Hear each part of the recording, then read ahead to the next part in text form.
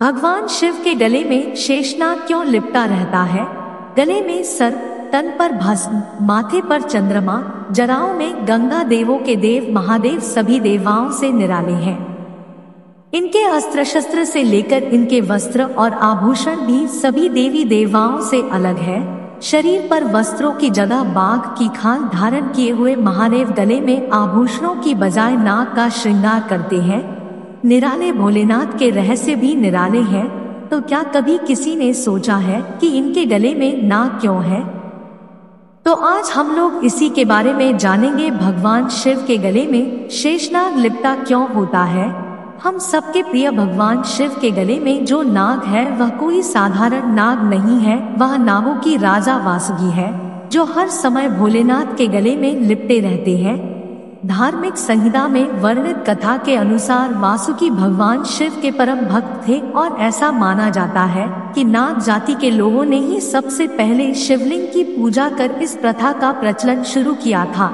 अपने भक्तों के भक्ति भाव से प्रसन्न होने वाले भगवान श्री वासुकी नाथ के भक्ति से भी प्रसन्न हुए और भगवान शिव ने उनसे वरदान मांगने के लिए कहा। तब नागराज ने शिव के बाकी गणों की तरह उन्हें भी अपने गणों में शामिल करके उनकी सेवा करने का वरदान मांगा। तब से भगवान शंकर ने उन्हें अपने गले में धारण कर लिया। ऐसा भी कहा जाता है कि जब वासुदेव कान्हा को कंस की जेल से चुपचाप बचाकर गोकुल ला रहे थे, तब तेज बारिश और यमुना के तूफान से वासुकी नाग ही उसकी रक्षा करते हैं।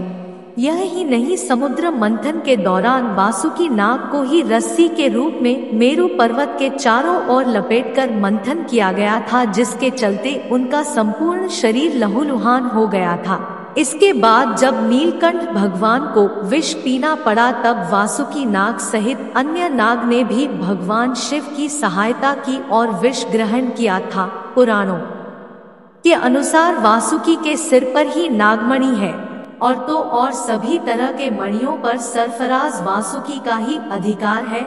इस कारण शिव और शिवलिंग नाग के बिना अधूरा माना जाता है। अगर आप वासुकी नाग और भगवान शिव के साथ के संबंध को समझ गए हैं, तो यह जानना भी आवश्यक है कि नागराज वासुकी की उत्पत्ति कैसे हुई। पुराणों के अनुसार सभी नागों की उत्पत्ति ऋषि कश्यप की पत्नी कद्दू की कोख से हुई थी। कद्दू ने हजारों पुत्रों को जन्म दिया था, जिसमें सबसे प्रमुख नाग थे अनंतनाग, वासुकी नाग, तक्षक नाग, पद्मनाग, महापद्मा, शंख, पिंगला और कुल्की। अनंत जिन्हें हम शेषनाग भी कहते हैं, और वासुकी, तक्षक, काकरोटेक और पिंगला, यह 5 नागों के कुल के लोगों का ही भारत में वर्चस्व था। यह सभी कश्यप वंश के ही थे। इन्हीं से ही नागवंश चला था। शेषनाग को अनंतनाग के नाम से भी जाना जाता है। इसी तरह आगे चलकर शेष के बाद वासुकी हुए, फिर तक्षक और फिर पिंगला।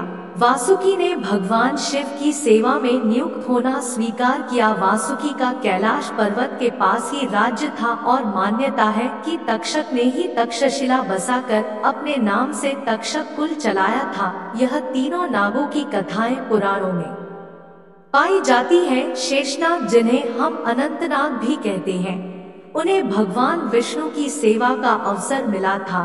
कश्मीर का अनंतनाग इलाका इनका गढ़ माना जाता है। कांगड़ा, कुल्लू व कश्मीर सहित अन्य पहाड़ियां इलाके नाग ब्राह्मणों की एक जाति आज भी मौजूद है।